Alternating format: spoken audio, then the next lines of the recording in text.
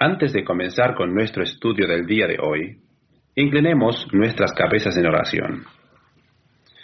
Padre nuestro, te rogamos que nos des una comprensión clara de tu palabra al sernos enseñada por el Espíritu.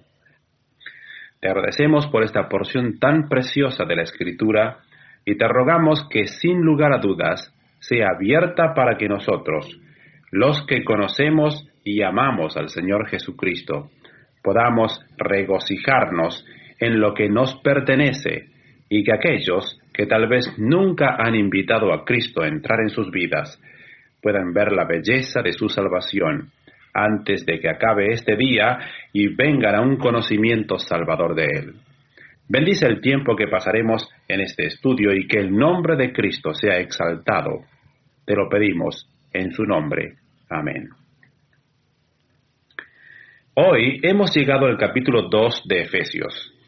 Quisiera que tomara su Biblia y la abriera en el segundo capítulo de Efesios. Vamos a considerar los 10 primeros versículos de este capítulo e incidentalmente diremos que estos 10 versículos son un análisis clásico de lo que es la salvación. Una vez hablé al grupo de cristianos de Hollywood, que es una agrupación organizada originalmente por actores y actrices, incluyendo también a la gente que está en la industria cinematográfica.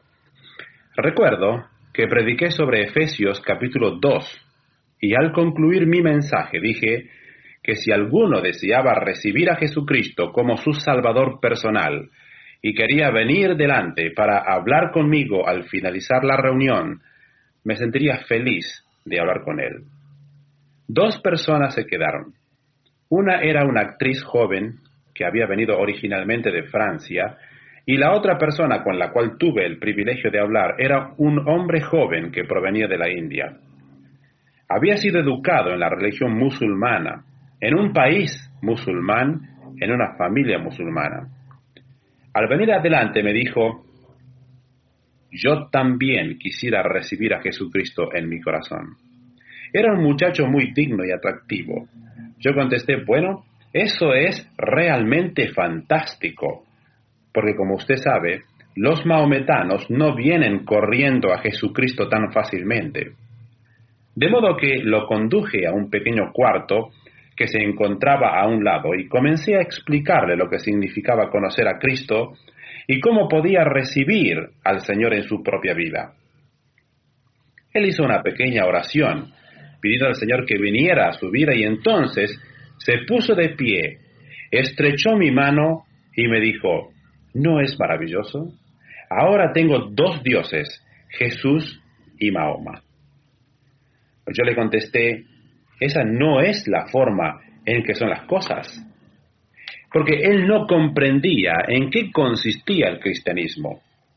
Para él, conocer a Jesucristo era como ir por la estantería de la vida diciendo: quiero uno de estos, uno de aquello, 3 de esos y un poquito de Cristo.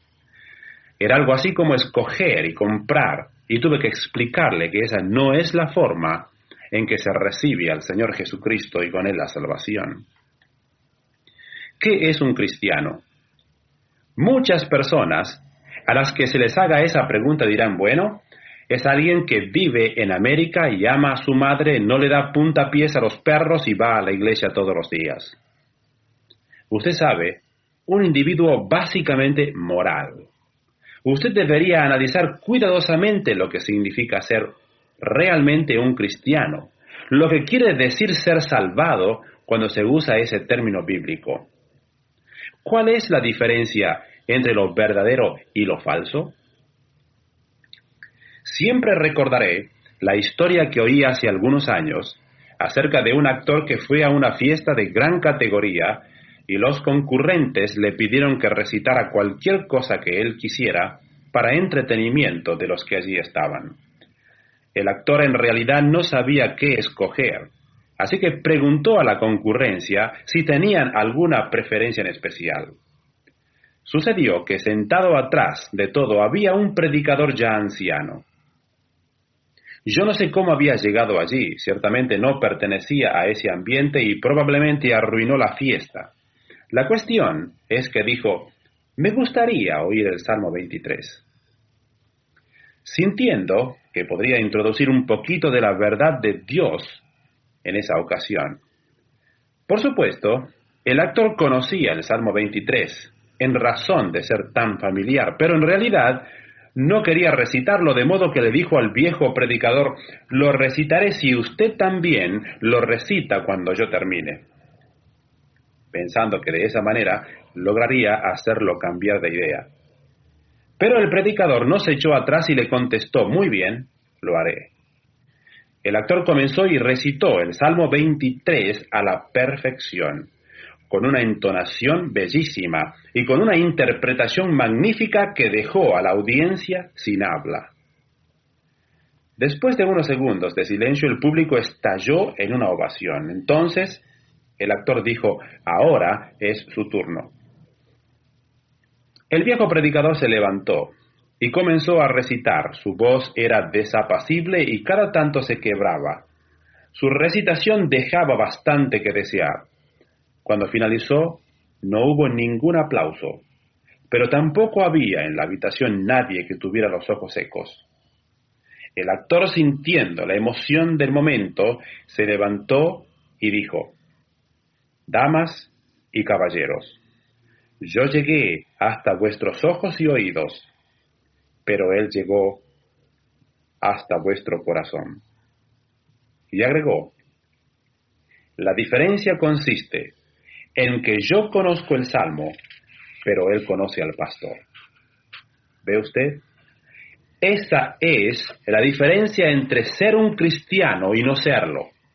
Tal vez usted conozca el Salmo, pero puede ser que no conozca al pastor. ¿Qué significa ser entonces un cristiano? La respuesta está detallada, clara y cuidadosamente en Efesios capítulo 2, versículo 1 al 10. No creo que exista ningún otro lugar en las Escrituras donde se explique más precisamente lo que realmente significa conocer a Dios, conocer al Señor Jesucristo, ser salvo, ser nacido de nuevo, ser un cristiano. Cuando termine de escuchar este mensaje, ya nunca más podrá decir: no sé lo que significa ser un cristiano. Ahora volvamos atrás, para que usted sepa dónde estamos en el libro de Efesios. Este libro está relacionado a los misterios de la Iglesia, la cual es el cuerpo de Cristo, no su cuerpo físico, sino nosotros los que formamos la Iglesia. La Iglesia es llamada en el Nuevo Testamento el cuerpo de Cristo. Somos un cuerpo de creyentes. La analogía es: Cristo es la cabeza y nosotros somos los diferentes miembros. En otras palabras, Él da las direcciones y todos nosotros funcionamos, ¿no es así? En la analogía, nosotros somos el cuerpo y Él es la cabeza, y como cuerpo es necesario que comprendamos ciertas cosas. Pablo ya nos ha dicho en el capítulo 1 algo en referencia a lo que significa estar en el cuerpo de Cristo. Nos dijo que la iglesia fue formada en la eternidad. Aprendimos eso, ¿verdad? Y también aprendimos que como miembros del cuerpo de Cristo tenemos una variedad de recursos increíbles. Vimos ya cuáles son nuestros recursos, cuál es el poder que tenemos, cuál es nuestro lugar en el plan maravilloso de Dios. Hemos visto todas las cosas tremendas que son nuestras a causa de que estamos en el cuerpo de Cristo. Es así que hemos aprendido que la iglesia fue formada en la eternidad y que poseemos recursos fantásticos solamente por el hecho de pertenecer al cuerpo de Cristo. Pablo se detiene al llegar a este punto y comenzando en los primeros 10 versículos del capítulo 2, nos da un repaso de cómo es que nosotros vinimos a formar parte del cuerpo de Cristo. No lo hace desde el punto de vista de la elección en la eternidad pasada, cuando Dios ideó el plan maestro de la salvación, sino desde el punto de vista de lo que sucedió en este periodo de tiempo conocido para nosotros como historia. En otras palabras, el capítulo 1 dice: Hace mucho tiempo, antes de que el mundo comenzara, Dios planeó que el hombre llegara a ser parte de su cuerpo y que Cristo sería la cabeza. Él obraría a través de los creyentes y su cuerpo sería la iglesia. Dios lo planeó en la eternidad pasada. En el capítulo 2, Pablo comienza diciendo, aquí tenemos la demostración de cómo esto se hace efectivo en la vida de cada individuo que llega a formar parte de la iglesia. ¿Cómo se entra a pertenecer al cuerpo de Cristo? Está delineado en el capítulo 2, del 1 al 10. Hemos titulado este mensaje Salvación, la entrada a la iglesia. Solamente hay una forma de entrar en el cuerpo de Cristo. Solamente hay una manera de llegar a ser parte de la iglesia verdadera. Solamente hay un camino para ser salvo, un camino para ser cristiano, un camino, Cristo Jesús. La salvación es la única entrada en el cuerpo de Cristo. De modo que Pablo ya nos ha enseñado sobre el hecho de que Dios nos eligió antes de la fundación del mundo. Ya nos ha enseñado sobre el hecho de que poseemos recursos tremendos, poder y una persona habitando en nuestro interior, quien es todopoderoso y está por encima de todas las cosas que existen. Ahora Pablo va a hacer un repaso de cómo es que una persona entra a pertenecer a la iglesia. Esta es una verdad básica y posicional. Recuerde lo que dijimos anteriormente, que desde el capítulo 1 hasta el capítulo 3 son todas verdades posicionales. Y que desde el capítulo 4 al 6 son todas verdades prácticas. Desde el 1 al 3 encontramos lo que usted es, y desde el 4 al 6, cómo debe obrar. Ahora, recuerde esto también. La iglesia está compuesta de judíos y gentiles, y ambos entran por la misma dirección y el mismo método.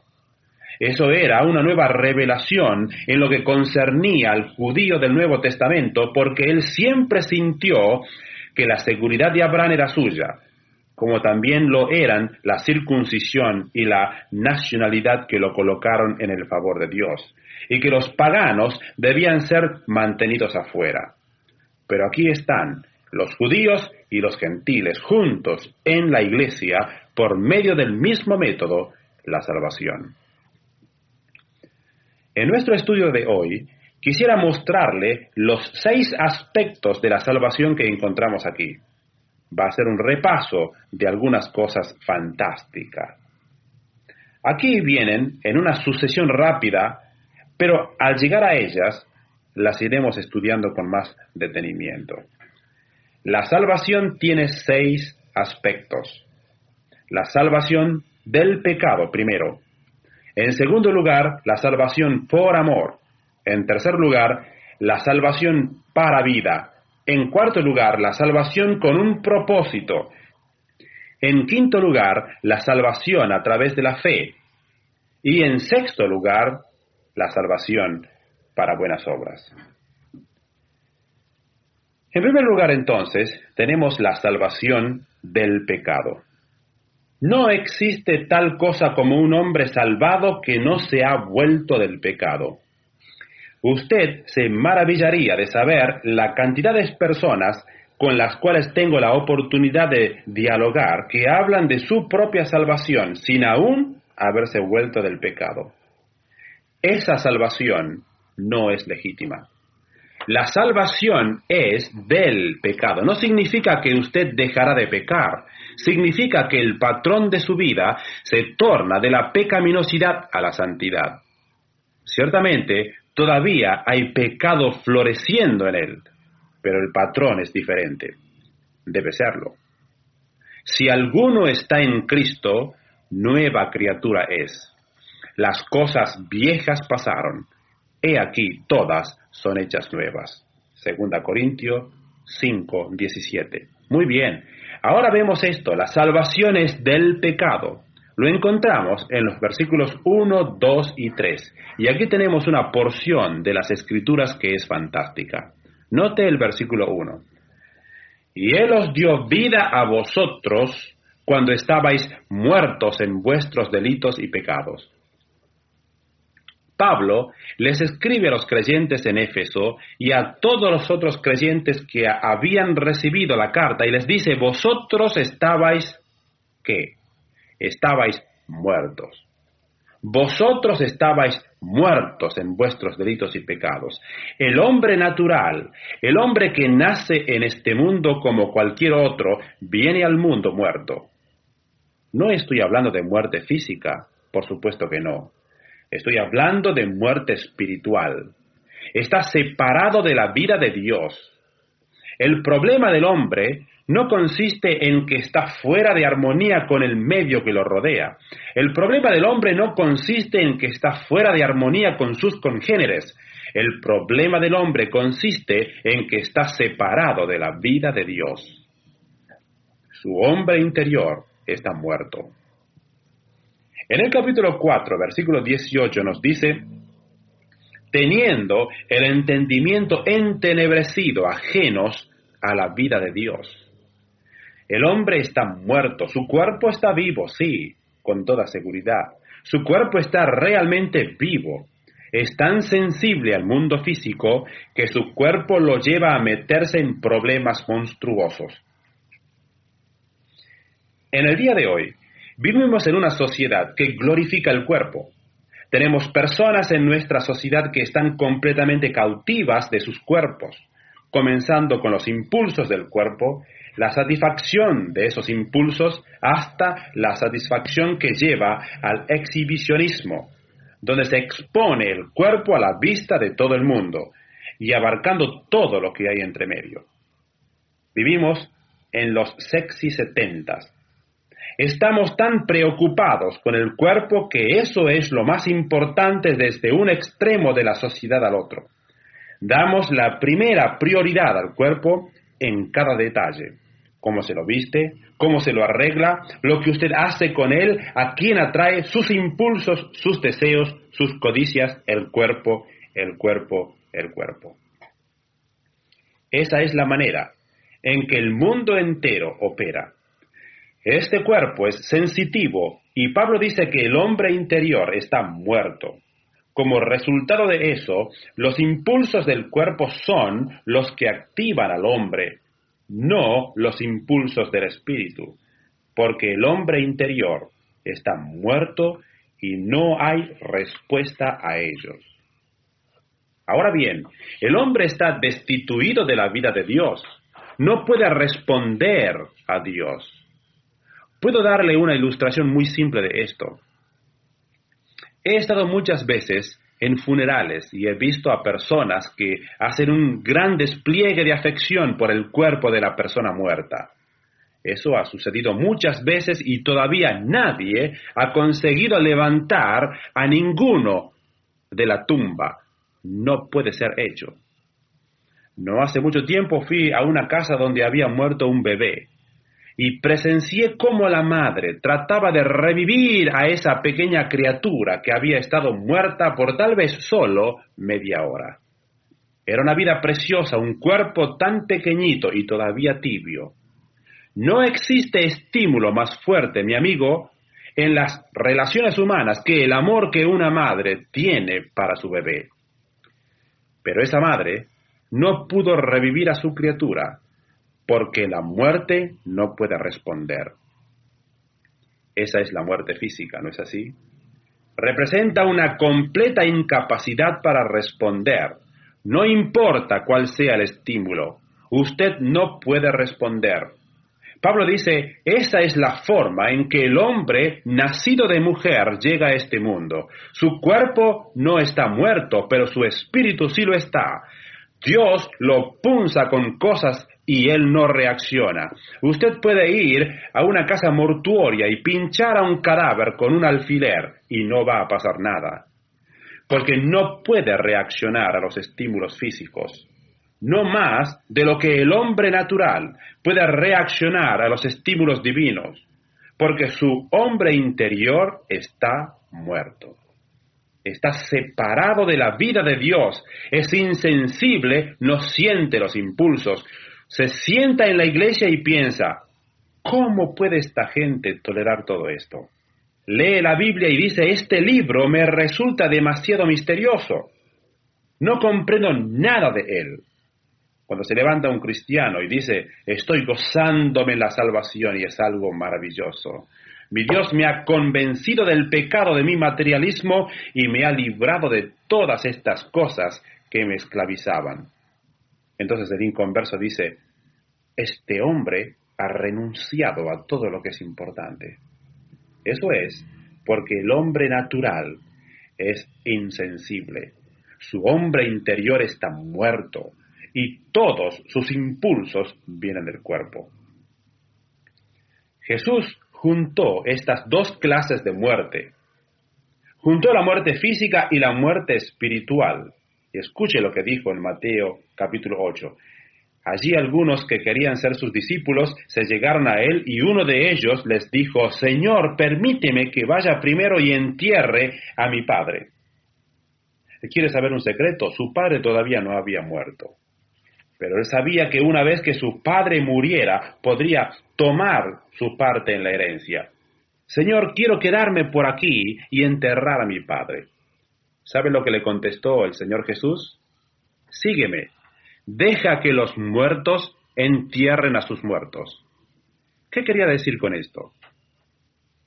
Que dejara a los muertos espirituales enterrar a los muertos físicos. Lo que estaba diciendo era lo siguiente, existen dos clases de muertes. Está la muerte del cuerpo, que conocemos como muerte física, pero mucho más trágica que eso, mi amigo, es la muerte que cada persona experimenta cuando viene a este mundo. Es la muerte del hombre interior, que no puede responder a Dios. Diagnosticando el problema un poquito más allá, Pablo dice que ellos estaban muertos en sus delitos y pecados. Esa es la declaración posicional. Estaban muertos en pecados. Él no dice que estaban muertos por causa de ellos. Estaban muertos en ellos. Es una clase de muerte activa, si es que usted puede imaginarse eso. Es muerte que está activa en delitos y pecados. Por favor, note que usted no peca porque algunas personas piensan que es un pecador. Eso no es verdad. Usted peca porque para comenzar con lo que usted es un pecador ya cuando nace. ¿Qué pasa entonces? Aquí está el hombre natural.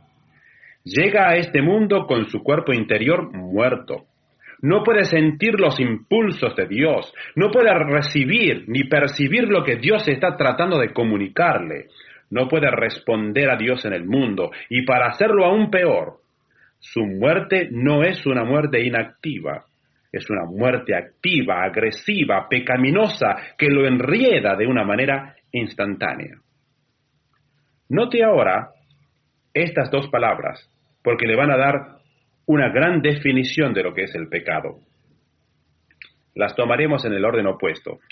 La primera es pecados, y la razón por la cual tenemos aquí dos palabras es para mostrarnos la totalidad de la pecaminosidad del hombre. Hubiera sido suficiente decir que estaba muerto en sus pecados, pero Pablo usa las dos palabras para mostrar realmente cuán muerto está. Muerto en delitos y pecados. Tomaremos ese término, la palabra pecado. Es un término que se usa en el tiro al blanco. Es la palabra amartía y literalmente quiere decir errar el blanco. Un hombre lanza la flecha hacia su objetivo y la flecha no alcanza a llegar y erra el blanco. Eso es amartía. Significa errar el blanco. Allí está la norma divina y aquí están todos los demás errando el blanco. Tenemos tal vez una ilustración mejor en Romanos 3:23 que dice, por cuanto todos pecaron, amartía, errando el blanco, y están destituidos de la gloria de Dios. No llegan a su objetivo. El blanco está muy lejos y cada persona apunta tratando de alcanzar el objetivo de la perfección de la gloria de Dios. pero las flechas caen a tierra antes de llegar. Usted pensará, pero ¿no son algunas personas mejores que otras? Claro que sí. Algunas personas llegan con sus flechas más lejos que otras, pero ninguna alcanza el blanco. Algunos ni siquiera llegan a sacar la flecha fuera de su arco, pero nadie hace centro en la perfección divina. El pecado es una falla en el intento de alcanzar el blanco de la perfección de las normas de Dios. Eso es el pecado. La mayoría de la gente tiene una idea equivocada de lo que significa el pecado. Ellos creen que pecado es ser ladrón, asesino, degollador, borracho, golpear a la esposa, ser gángster, pero que el pecado no tiene realmente mucho que ver con la persona común como yo, como usted. Los hombres resienten que se les llame pecadores, que les digan que merecen el infierno. Pero como usted puede ver, la palabra amartía, la palabra que equivale a pecado, nos pone cara a cara con lo que el pecado es realmente. No es necesariamente algo particularmente violento, es un fracaso en alcanzar las normas divinas. Puede que usted sea realmente bueno, pero no es perfecto, y esa es la norma de Dios. Tal vez usted diga, bueno, yo trato de ayudar a mis connacionales. Bien, me siento feliz de saberlo, soy moral. Eso está muy bien. Usted puede alcanzar el blanco de la bondad humana, puede hacer centro en él regularmente, pero todavía, mi amigo, tiene que alcanzar el blanco de la norma perfecta de Dios. Como usted podrá ver, hay una grande diferencia, y aquí hay una pequeña cosa que tal vez quiera recordar. Existe una gran diferencia entre el bien humano y el bien divino. Jesús dijo, «Y si hacéis bien a los que os hacen bien, ¿qué mérito tenéis? Porque también los pecadores hacen lo mismo». Lucas 6:33. Hay un sentido en que los pecadores hacen bien a sus prójimos si ellos también les hacen bien, y eso es una forma del bien humano. Existe una clase de bien moral y cívico. Aún en Hechos 28:2 encontramos un ejemplo. Pablo había arribado a la isla de Malta y entonces cuenta, y los naturales nos trataron con no poca humanidad. Aún aquellos naturales paganos los trataron con bondad humana. Algunas veces, la gente sin Dios dona sangre, comida, ropa y muchas otras cosas.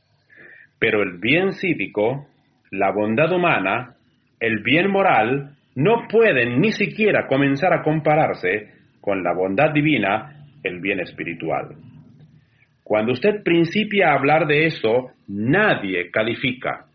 En el caso de que se pregunte si esto es verdad, le leeré una porción de la palabra de Dios en el capítulo 3 de Romanos. No hay justo ni aún uno. ¿Cuántos hay? Ni aún uno. Una señora le escribió a mi padre una carta hace ya algunos años, diciendo que no había pecado por 18 años, y parafraseaba este versículo así: no hay justo ni aún uno, excepto yo. Esa es la razón por la cual está allí el ni aún uno, mi amigo, para que usted no pueda decir excepto yo. Versículo 11, no hay quien entienda, no hay quien busque a Dios, todos se desviaron, a una se hicieron inútiles. Esa es la palabra usada para decir que algo se agría como la leche. No hay quien haga lo bueno, no hay ni siquiera uno. Usted se preguntará, ¿qué clase de bien? Bien divino, bien espiritual. ¿Cómo puede un espíritu muerto hacer el bien espiritual? Sepulcro abierto es su garganta, con su lengua engañan, veneno de áspides hay debajo de sus labios, su boca está llena de maldición y de amargura, sus pies se apresuran para derramar sangre, quebranto y desventura hay en sus caminos, y no conocieron camino de paz.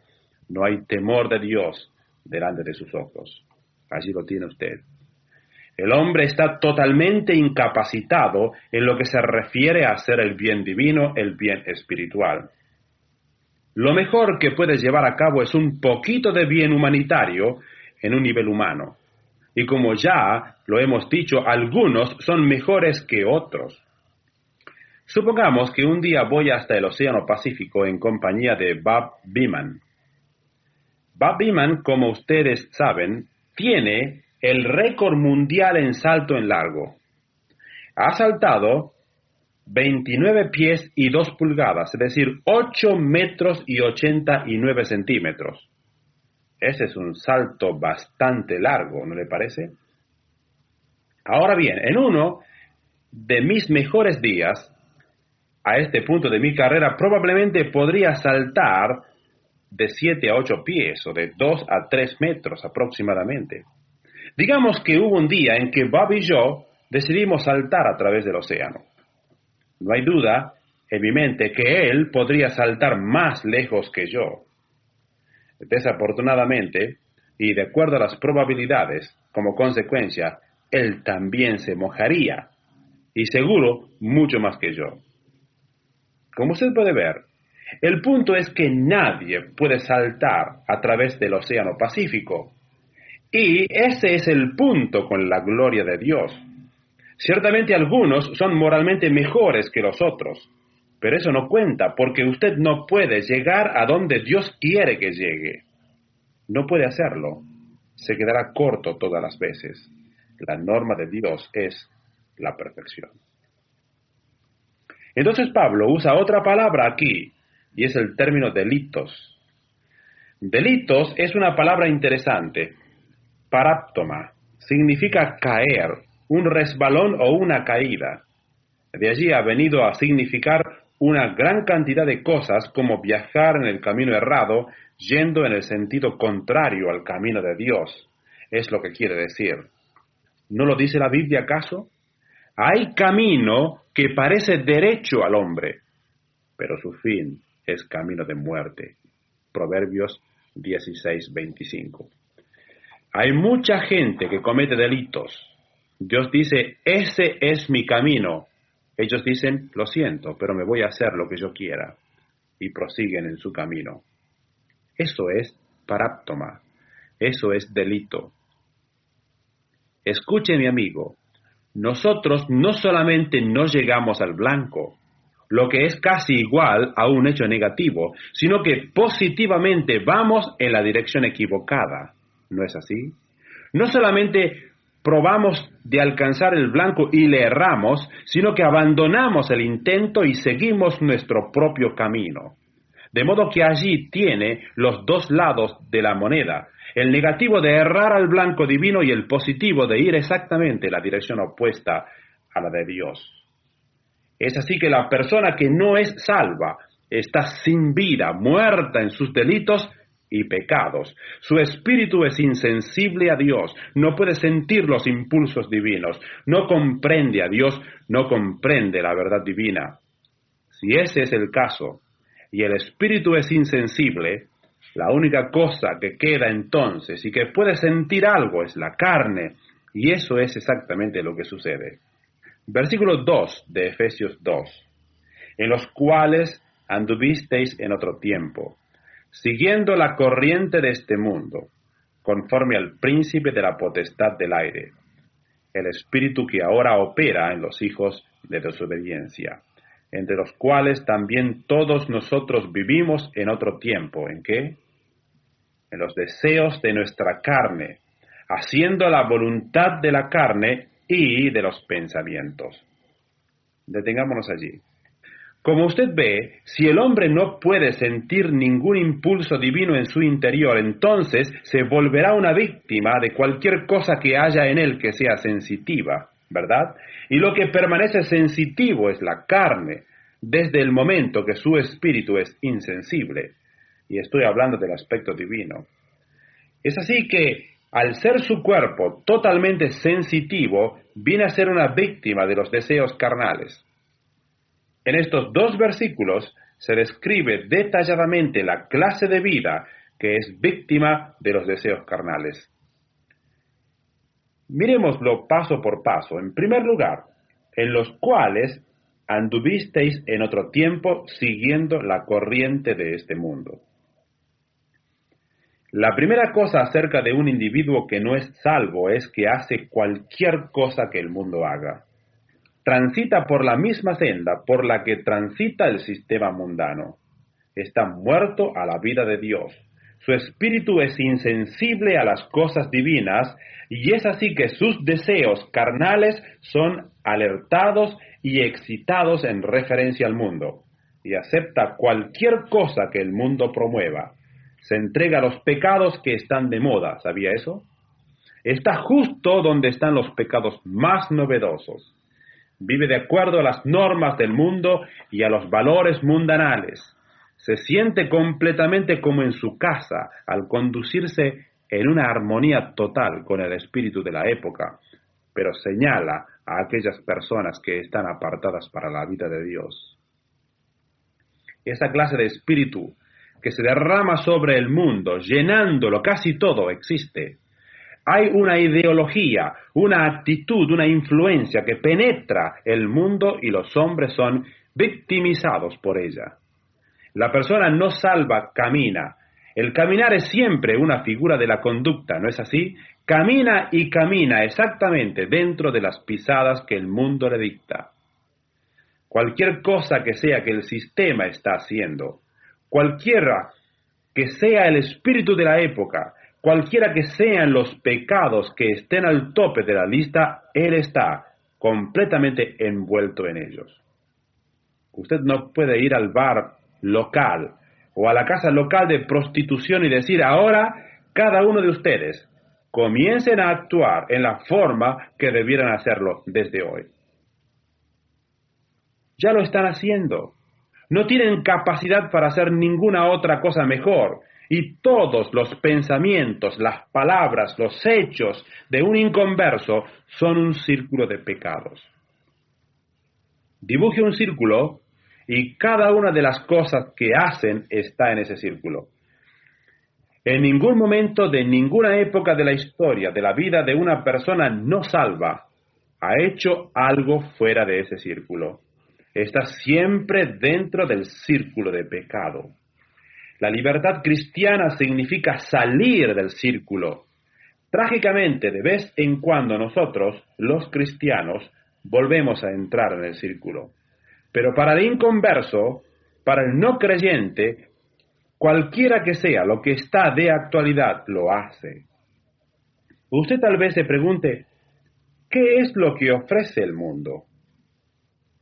Número 1, lo que todos ofrecen es humanismo. ¿Sabe lo que dice el humanismo? Dice, el hombre es lo primero. Por lo tanto, yo gobernaré mi propio universo. Eso es humanismo. Yo soy el capitán de mi vida. Soy el dueño de mi destino. ¿A quién está engañando? No ha podido resolver ninguno de sus problemas. No puede resolver el problema más simple. El hombre dice, sí, soy el dueño de mi destino, pero no puede resolver sus problemas básicos. No sabe cómo entenderse con su hijo adolescente, ni cómo llevarse bien con su esposa, o cómo estar en buenas relaciones con su jefe, y pondera por qué las naciones se pelean una contra otra, cuando ellas son tan solo una proyección del problema individual del hombre. El hombre no puede resolver su problema. Es una víctima de la ecología, es víctima de todas las cosas. Billy Graham dijo, el crecimiento de la población mundial ha salido tan fuera de control que el hombre se encuentra sin esperanza.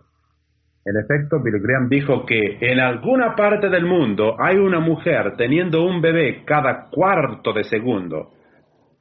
El punto está en que el hombre es completamente incapaz de resolver ninguno de sus problemas. El otro día estaba hablando en una conferencia y una gran cantidad de personas se reunieron alrededor mío haciéndome preguntas acerca de Vietnam y de todas las cosas que se les podía ocurrir. Y cuando acabaron de hacerme todas las preguntas me dijeron, ¿cuáles son las respuestas. Y yo le contesté, ¿quieren saberlo? No hay respuestas. No hay respuestas. Ellos dijeron, ¿ninguna respuesta a ninguno de estos problemas? No. Es algo sin esperanza. Eso es lo que la Biblia dice. La única cosa que va a cambiar a este mundo alguna vez es la venida del Señor Jesucristo. El mundo está promoviendo el humanismo, pero no es tonto, el hombre es lo primario. ¿Alguna vez ha analizado la propaganda comercial de la televisión? Este pobre hombre primario no ha podido resolver el problema de qué dentífrico tiene que usar. Usted puede verlo en la televisión, yo solamente lo he analizado. Una vez me senté e hice una lista de todas las personas frustradas que vi en los avisos comerciales. Casi todos los productos le son ofrecidos a usted por un individuo frustrado que había estado usando otra mercancía de calidad inferior y entonces probó esto y usted lo sabe. La filosofía del humanismo es hacer lo que a uno le gusta. Es la filosofía que prevalece en el día de hoy y es una gran mentira. ¿Quiere saber algo? Escuche cuidadosamente, amigo. No hay una sola persona o individuo en el mundo que pueda hacer lo que él quiere. ¿Oyó eso? No hay un solo individuo en el mundo que pueda hacer lo que él quiere, y se lo demostraré en unos pocos minutos. El mundo no solo está promoviendo el humanismo, el mundo está promoviendo también el materialismo. Buscamos las cosas materiales frenéticamente y comenzamos a ver que la juventud está hastiada de esto, ¿no es así? La tercera cosa que el mundo promueve es la satisfacción del deseo sexual. Lo podemos ver en todas partes, y la juventud empieza a contemplarlo con una mirada aburrida y sin sentirse ya disturbada. Hugo Hefner dijo, y lo cito literalmente, esa es una cita suya que apareció en la revista Christianity Today. El deseo sexual es una función del cuerpo, un impulso que el hombre comparte con los animales, como comer, beber o dormir. Es una demanda física que debe ser satisfecha. Si usted no la satisface, tendrá toda clase de neurosis, represiones y psicosis. El deseo sexual está aquí como algo permanente. Olvidémonos de la pudibundez que nos hace esconder de él. Despójese de todas esas inhibiciones. Encuentre a una muchacha que piense como usted y déjese llevar por sus impulsos. Es una filosofía agradable para nuestra gente joven, ¿no es cierto? ¿Sabe cuál es el resultado? Enfermedad mental. La causa número 1 de muertes en el campo universitario es el suicidio y es la cuarta en las escuelas secundarias. Encontramos que el embarazo es la causa de 1/4 del total de los matrimonios, que se viola a una mujer cada 25 minutos. 150,000 bebés ilegítimos nacen cada año de jovencitas de 15 a 19 años. Más de 10,000 cada año de niñas de 9 a 14 años. Jenkins Lloyd Jones, del periódico La Tribuna de Tulsa, dijo, ¿puede alguien negar que las películas de hoy son más sucias que nunca? Pero ellos no las llaman sucias, las llaman realistas. ¿Por qué permitimos que nos engañen? ¿Por qué meneamos nuestra cabeza en asentimiento como los búhos cuando nos dicen que la obscenidad es meramente una forma atrevida del arte y que la licenciosidad es realmente un comentario social? Llevamos a nuestros niños a la escuela, donde aprenden sobre Shakespeare y todos los otros grandes escritores, y entonces encuentran que lo que América produce es basura. Billy Graham dijo, en el día de hoy, de las plumas de D.H. Lawrence, Norman Mailer, Henry Miller y cientos de otras lumbreras menores, fluye una corriente de escritos obscenos, perversos y vulgares, como las goteras de una cloaca rota. ¿Y quién está detrás de todo esto? ¿Está el hombre haciendo realmente lo que quiere? No, de ninguna manera. ¿Quieres saber quién está detrás de todo? Vuelve al versículo 2. En los cuales anduvisteis en otro tiempo, siguiendo la corriente de este mundo, conforme al príncipe de la potestad del aire. Nadie ha hecho nunca lo que quiso. Su vida está controlada por Dios o está controlada por Satanás. Y cuando un hombre desobedece a Dios, cuando un hombre se rebela contra Dios, cuando un hombre está muerto espiritualmente, no es un hombre libre. Es un esclavo del mismo príncipe de los demonios. Note que dice el príncipe de la potestad del aire. La palabra griega para príncipe es archón y significa el primero en orden, el más alto en rango. Satanás es el jefe de una banda de demonios que habitan la parte baja de la atmósfera. Es el príncipe del poder del aire. La Biblia nos dice que hay 3 clases de cielos: la atmósfera alrededor de la tierra, el firmamento o cielo estelar, y el cielo de los cielos, donde habitaremos con Dios. En los cielos más bajos, los cielos atmosféricos, se encuentra circunvalando la tierra un cuerpo de demonios activado por Satanás, que tienen como fin corromper al hombre y al mundo. Es en ese nivel que los ángeles batallan con los demonios. Eso es lo que está sucediendo. Satanás está controlando una banda de demonios que se está moviendo alrededor de nuestro mundo. En efecto, Jesús remarcó en Juan 8:44 a aquellos con los cuales estaba hablando: vosotros sois de vuestro padre el diablo. Las huestes del infierno rodean esta tierra. Miremos el capítulo 6 de Efesios, versículo 12, donde se nos dice esto en la forma más clara posible. Porque no tenemos lucha contra carne y sangre, sino contra principado, contra potestades, contra los gobernadores de las tinieblas de este siglo, contra huestes espirituales de maldad en las regiones celestiales. El hombre que no ha sido salvado no hace su propia voluntad. Él actúa debajo de la influencia directa de Satanás y sus demonios. Satanás es tan activo en los corazones y las vidas de las personas no salvadas. Les da poder para actuar en su favor, en su rebelión contra Dios. Es difícil para los hombres darse cuenta de ello, pero las obras de los incrédulos fueron incubadas en el infierno. Tal vez usted se pregunte, ¿también las buenas obras ocasionales? Sí.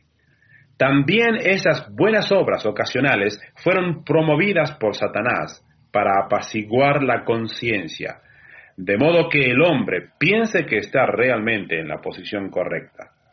Los hombres son incautos en la guerra de Satanás contra Dios. El diablo no le importa nada de usted, anda como león rugiente buscando a quien devorar, y usted no le importa en lo más mínimo. Él quisiera usarlo para pelear contra el poder de Dios y sus propósitos en el mundo. Entonces Pablo junta todo esto en el versículo 2, al llamar al hombre no regenerado un hijo de desobediencia. El hombre es un hijo de desobediencia. Eso significa que su vida está caracterizada por la desobediencia, naturalmente. Si usted recibe su poder de Satanás, como consecuencia lógica, desobedecerá a Dios. ¿Cree usted que Satanás quiere que obedezca a Dios? No. Usted ha venido al mundo siendo desobediente. En nuestra familia tenemos 3 niños y nunca tuvimos que enseñarles a desobedecer. Sabían hacerlo perfectamente cuando nacieron.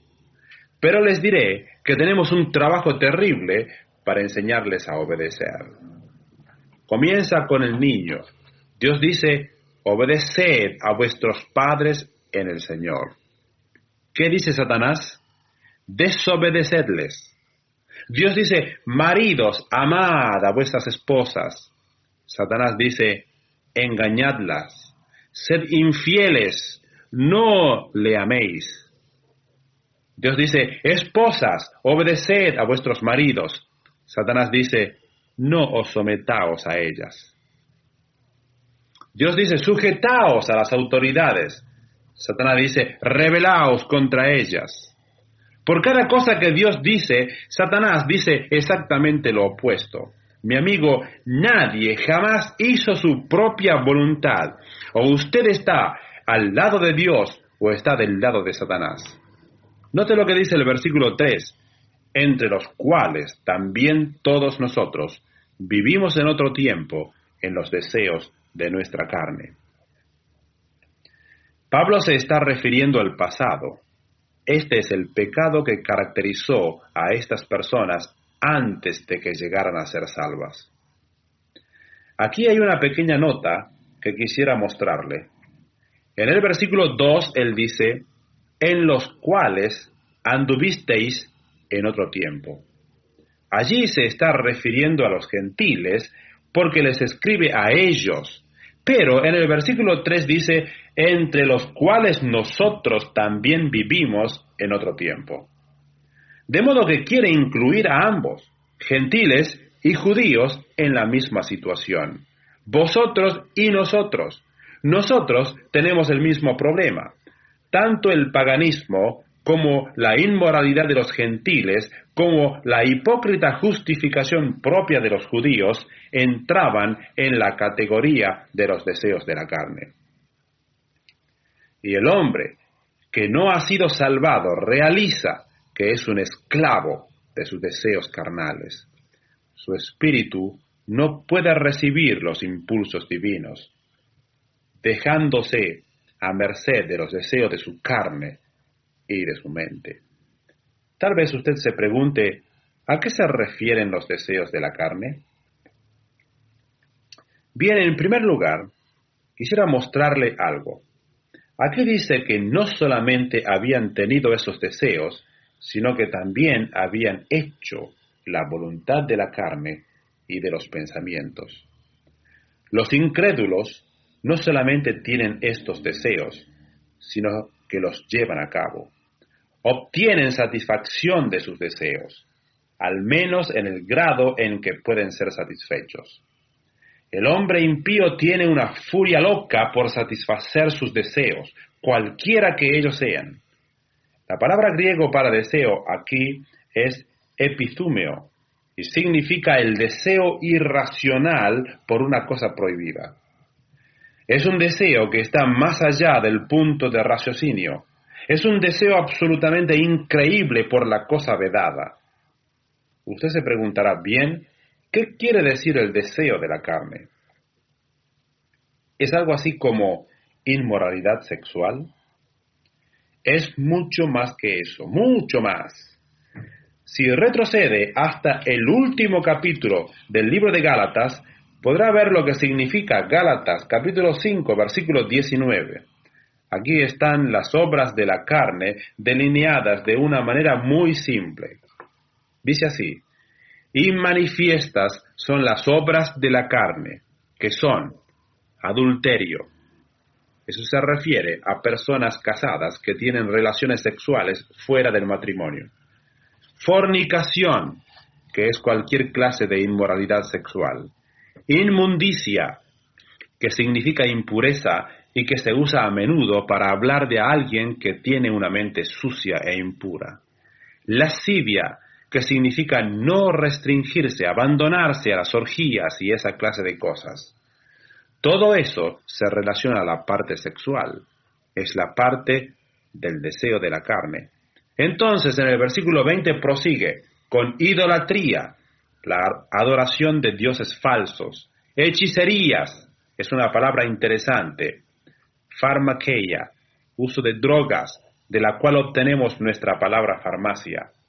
¿Usted cree que puede ser un cristiano y usar marihuana? Una vez un muchacho me preguntó eso, ¿los cristianos usan marihuana? Es la obra de la carne. Pharmakeia. Enemistades, sigue diciendo, pleitos, celos, iras, contiendas, disensiones. Se refiere a alimentar las disensiones. Herejías, envidias, homicidios, borracheras, orgías y cosas semejantes a estas. Esas son las cosas de la carne. Cubren un área muy grande, ¿verdad? Y eso es casi igual a un catálogo de la sociedad, porque si el hombre interior está muerto, ¿qué otra cosa existe a la cual volverse sino la satisfacción de los deseos carnales? ¿Y cuál es el resultado de todo esto? Miremos al versículo 3 de Efesios 2. Y éramos por naturaleza hijos de ira. Cada persona por naturaleza es un hijo de ira. ¿Y qué significa eso? Quiere decir que es objeto del juicio de Dios.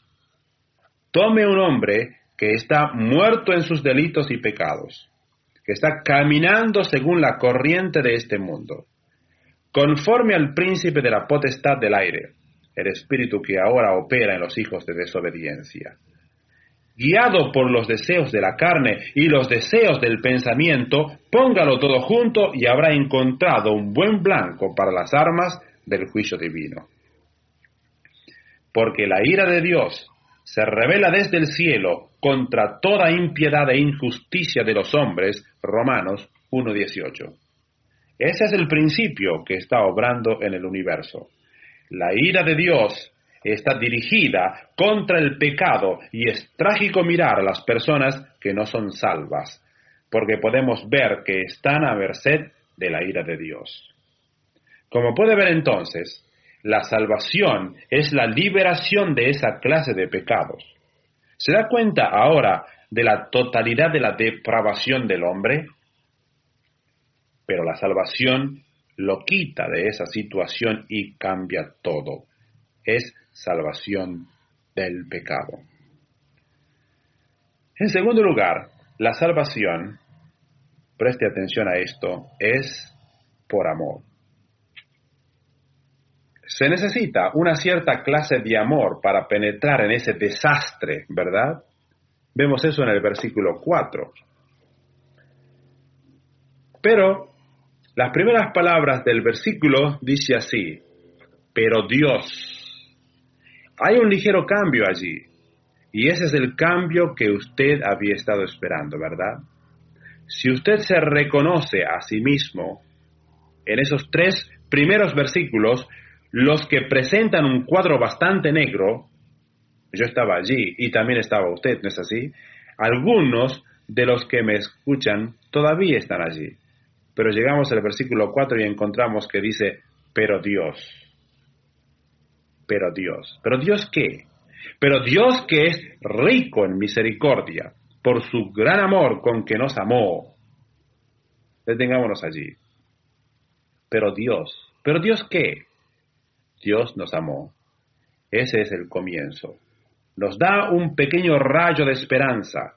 Penetrando dentro de esa negrura, Dios me ama. Tal vez usted pregunte, ¿quiere decir que Dios me ama aun cuando soy tan malvado, aun cuando soy tan pecador? Exactamente. No importa lo que usted sea, el carácter de Dios es amor, y es así que Él le ama. Su amor no está determinado por el objeto. Él determina su amor por su naturaleza. Dios ama y todos los seres humanos que existen son amados por Él. Hay un cambio estupendo en el versículo 4 al leer estas 2 palabras, pero Dios. Ahora al entrar en un desastre total como este, ¿qué pasaría si hubiera dicho, pero Dios que es rico en justicia? ¿Qué significaría eso? Sería el final. Si Dios hubiera bajado en justicia y le hubiera dicho, tú has pecado, usted habría muerto. Pero alabado sea Dios, Él ha dicho que es rico en misericordia. ¿Y qué es lo que necesitamos más que nada? Misericordia. Es como si Dios hubiera venido dentro de la corte y hubiera dicho, eres culpable. Sí, eres culpable. Puedes salir en libertad. Usted diría, ¿pero por qué razón? Y él contestaría, porque te amo. Usted diría, pero Señor, si eres un Dios justo, ¿cómo puedes dejar a un lado tu justicia? No la estoy poniendo a un lado, la pongo sobre Jesús. Es por eso que tuvo que morir por ti. Él cargó mi justicia para que tú pudieras obtener mi misericordia. ¿Se da cuenta de la razón por la cual Jesús tuvo que morir? Alguien tenía que soportar la justicia de Dios por el pecado, para que Él pudiera estar en libertad de ofrecerle a usted su misericordia. ¿Cuánta misericordia tiene Dios? Es rico, insondablemente rico, tiene lo suficiente.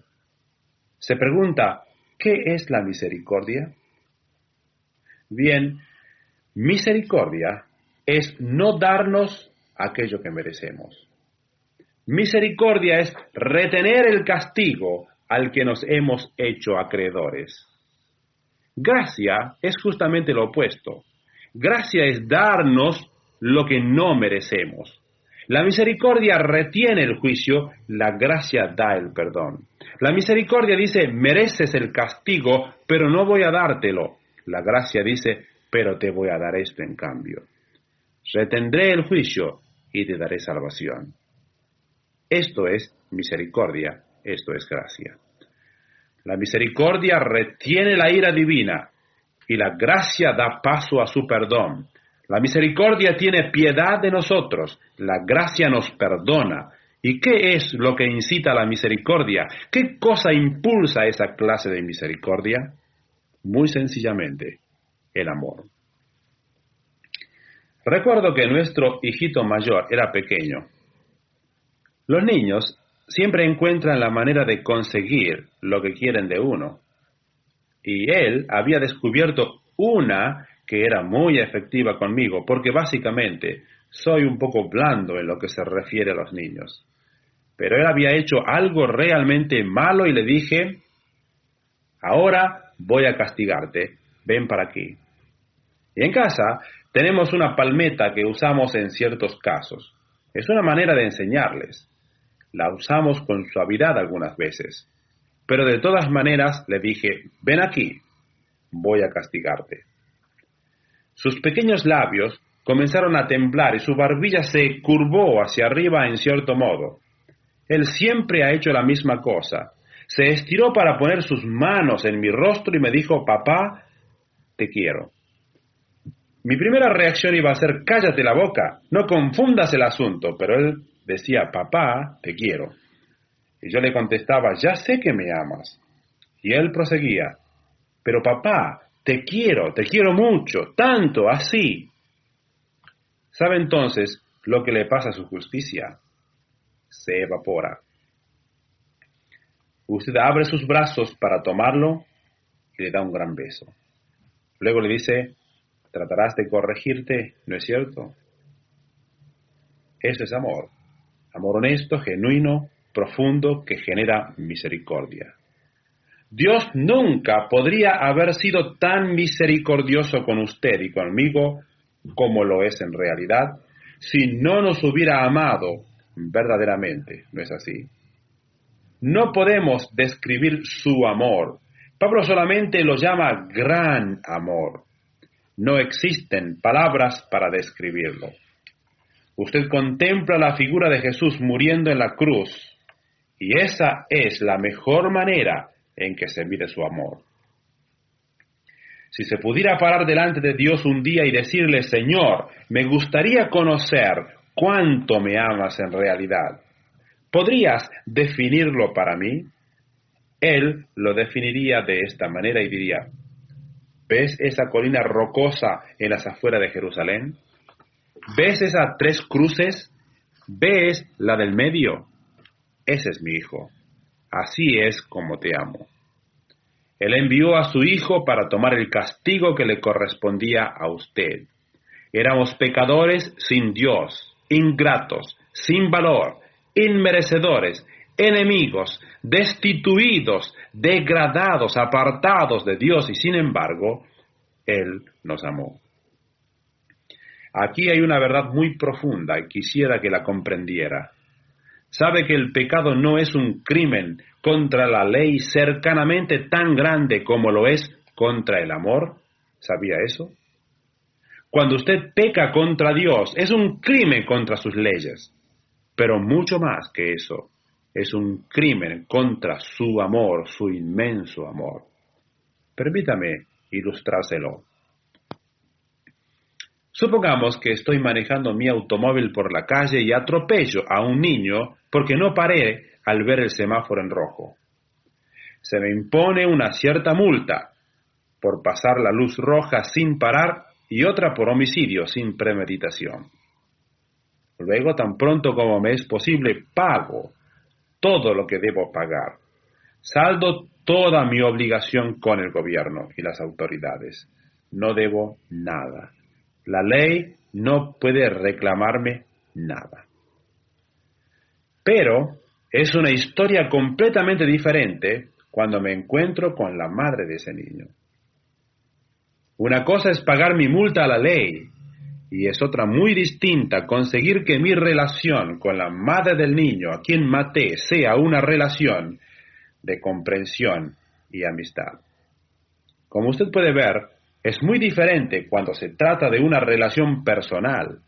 Una cosa es cometer un crimen contra la ley y otra cosa es cometer un crimen contra el amor. La ley puede ser pagada, pero la única manera, y preste atención, la única manera en que puede ser pagado mi crimen contra el amor es cuando la persona a la que he ofendido se vuelve hacia mí por su propia voluntad y me perdona. ¿Comprende? Porque allí no existe precio. Con la ley puedo decir aquí está mi dinero. Con el amor estoy a la merced de aquel a quien he ofendido y debo esperar hasta que esa madre venga y me perdone de su propia voluntad. Amigo, usted ha traspasado la ley de Dios. Esa es una cosa, pero mucho más que eso. Usted y yo, a lo largo de todas nuestras vidas, hemos cometido crimen tras crimen contra su amor. ¿No es así? La única forma en que las cosas pueden ser arregladas es cuando Dios se vuelve por su propia voluntad y me dice, estás perdonado. Ahora quisiera saber algo fantástico. Eso es exactamente lo que Dios hizo, ¿verdad? Fue un acto completamente voluntario de perdón, por amor. Es así que la salvación es salvación del pecado y está basada en el amor. En tercer lugar, la salvación es para vida. Versículo 5. ¿Cuál es la cosa que una persona muerta necesita más? Vida, por supuesto. Aún estando nosotros muertos en pecados, nos dio vida. Eso es exactamente lo que necesitábamos. Juntamente con Cristo, por gracia sois salvos. Hay una cosa que una persona muerta necesita y eso es vida. Al entrar Cristo en su ser, le da vida. ¿Y usted sabe lo que sucede cuando Cristo entra en su vida? En esa fracción de segundo, usted se vuelve sensitivo a Dios. Comienza a sentir toda clase de impulsos divinos, viniendo de muchas direcciones diferentes. Comienza a sentir la presencia de Dios y la realidad de la vida. La palabra de Dios empieza a abrirse para usted. El amor cristiano tiene significado. El estar con otros creyentes quiere decir algo. Todas las cosas comienzan a cambiar. Usted principia a mirar al mundo bajo un punto de vista diferente. Todo es diferente cuando Dios le da vida. Los hombres necesitaban vida espiritual y Jesús llegó y les dijo, voy a daros esa vida porque yo soy la vida. Cuando usted invita al Señor Jesucristo a entrar en su vida, en ese mismo instante viene a la vida, ¿verdad? Podemos ver la belleza de esa declaración en el capítulo 2, versículo 5, que dice, aún estando nosotros muertos en pecados, nos dio vida juntamente con Cristo. Ahora, no a través de Cristo o por medio de Cristo, sino con Cristo. Se pregunta, ¿qué quiero decir con esto? Bien, escuche. ¿Qué hizo usted cuando recibió al Señor Jesucristo? Murió con Él. ¿Y qué hizo entonces? Resucitó con Él. Pablo dice, con Cristo estoy juntamente crucificado y vivo. En el momento en que recibe al Señor Jesucristo en su vida, se identifica con Él por medio de un milagro divino, en su muerte y su resurrección. Fantástico. La muerte de Cristo viene a ser su muerte, y entonces se levanta en novedad de vida. Eso está en Romanos 6, 3, 4 y 5. Cuando recibí al Señor Jesucristo me identifiqué con Él en una forma absoluta. Morí a la vieja manera de vivir y me levanté con Cristo. Y porque Él vive, yo también vivo. Eso es lo que dice Romanos 6. Si usted es un cristiano, está totalmente identificado con el Señor Jesús, ¿verdad? La vida que vive no es la suya propia. Puede decir como Pablo, Cristo vive en mí. Es así que la salvación es para vida. Cuando Cristo llega y cambia todas las cosas, lo primero que sucede es que usted tiene vida. Se hace sensible a la presencia de Dios. ¿No es hermoso estar vivo? ¿No es hermoso no ser solamente una víctima de la carne? ¿No es hermoso saltar fuera del círculo y recrearse en las cosas buenas? ¿Estar espiritualmente vivo y sirviendo a Dios? Muy bien, la salvación es, primero del pecado, segundo por amor, tercero para vida, y ahora, en cuarto lugar, tenemos que la salvación es para un propósito. Dios lo hizo por una razón. Veamos los versículos 6 y 7. Y juntamente con Él nos resucitó. Estábamos muertos, pero Él nos resucitó. Y asimismo nos hizo sentar en los lugares celestiales con Cristo. ¿Por qué? Aquí está el propósito. Para mostrar en los siglos venideros las abundantes riquezas de su gracia en su bondad para con nosotros, en Cristo Jesús. Aquí tenemos una verdad que es absolutamente fantástica. Hemos muerto con Él, hemos resucitado con Él y ahora vivimos en una nueva clase de vida. Versículo 6. Verdaderamente estamos sentados en los lugares celestiales. Tenemos una esfera de existencia espiritual nueva. Pablo dice en Filipenses 3:20, mas nuestra ciudadanía está en los cielos. Usted sabe, estamos aquí solamente pasando el tiempo. Hemos sido elevados en lo que se refiere a nuestra vida. Estamos viviendo la vida eterna ahora mismo, una clase de vida espiritual. Vivimos en un dominio donde Dios existe y Cristo es real, ¿no es así? Pero aún hay un sentido futuro en esto. Los griegos usaban el tiempo pasado del verbo para hablar de las cosas que eran seguras. En cualquier ocasión en que los griegos querían decir algo que no podría ser cambiado y que tenía que suceder, lo ponían directamente en el tiempo pasado o pretérito. De modo que cuando dice nos resucitó y nos hizo sentar, está puesto en el tiempo pretérito porque es tan positivo, está tan seguro que nada puede cambiarlo. De modo que ellos lo ponían en el tiempo pasado como si ya hubiera sucedido. ¿Quiere saber cuán seguro está su lugar en el cielo? Está tan seguro que en Efesios capítulo 2 Dios lo garantizó. ¿Sabe que su lugar en el cielo tiene su propio nombre? Mi lugar en el cielo tiene ahora mismo un cartelito que dice Daniel Lozano se sienta aquí. Fue puesto en ese lugar en el momento en que recibí a Cristo y vine a la vida. Y vale tanto como si yo estuviera sentado allí. Eso es seguridad. Es tan seguro que Pablo se refiere a ello en tiempo pasado.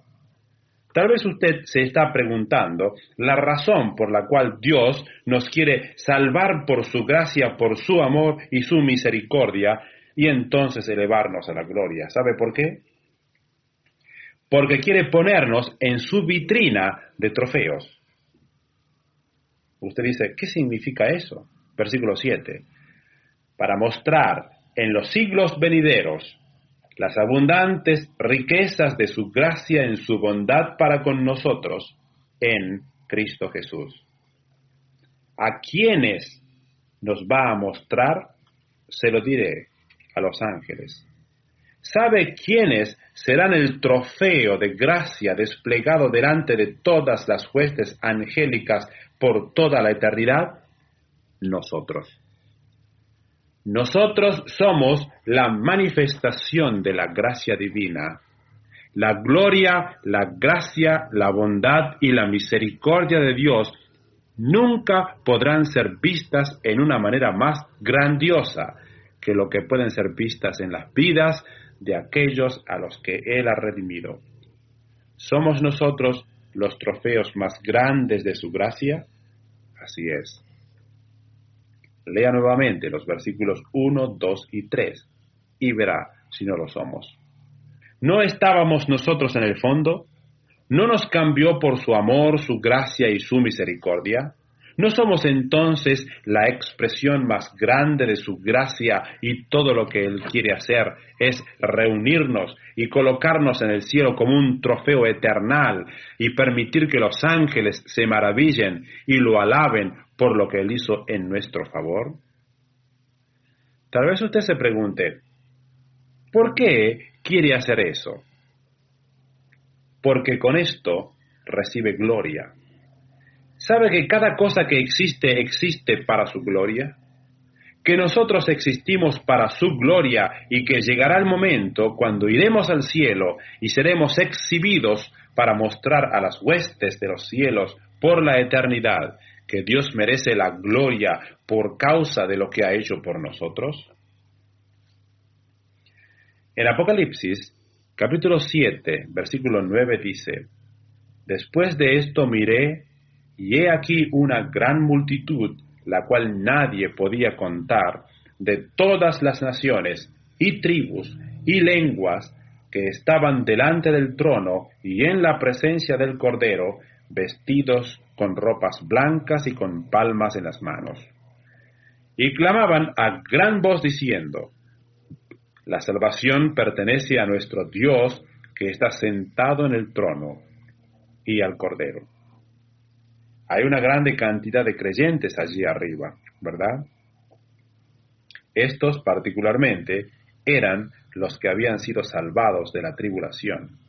Están alrededor del trono alabando a Dios por la salvación y note lo que hicieron los ángeles. Y todos los ángeles estaban en pie alrededor del trono y se postraron sobre sus rostros delante del trono y adoraron a Dios diciendo amén. La bendición y la gloria y la sabiduría y la acción de gracias y la honra y el poder y la fortaleza sean a nuestro Dios por los siglos de los siglos. Amén. ¿Por qué alababan a Dios? Lo alababan por su obra redentora al redimir a esos creyentes. Ellos eran los trofeos de la gracia de Dios y glorificaban a Dios en tal forma que las huestes del cielo prorrumpieron en una alabanza gloriosa.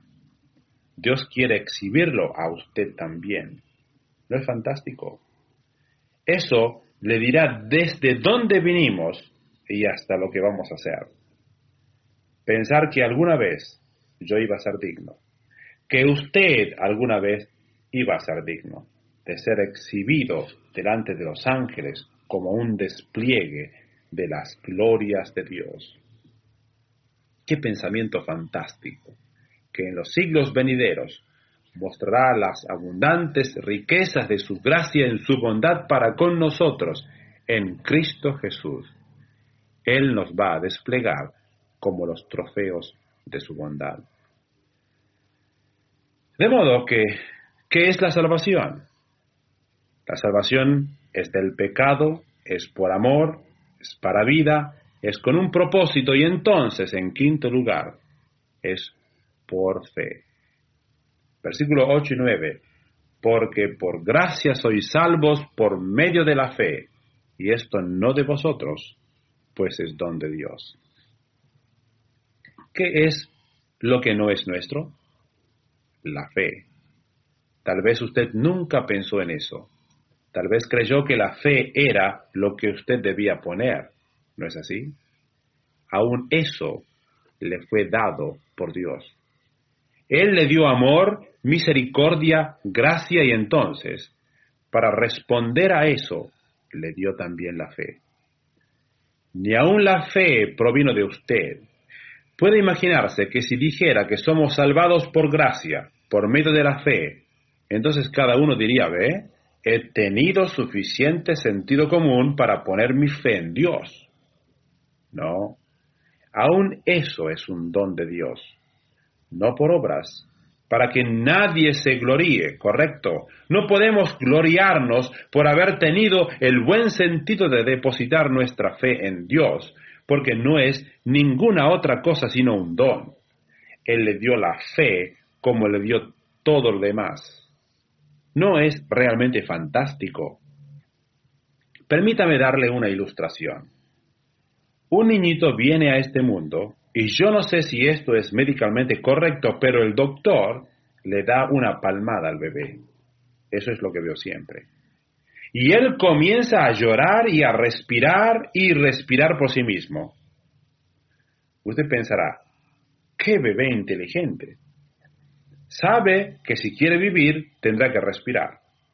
Escuche, ese bebé no lo sabía. Comenzó a respirar porque el doctor le dio una palmada en la espalda. ¿Quiere saber por qué usted respira espiritualmente por medio de la fe?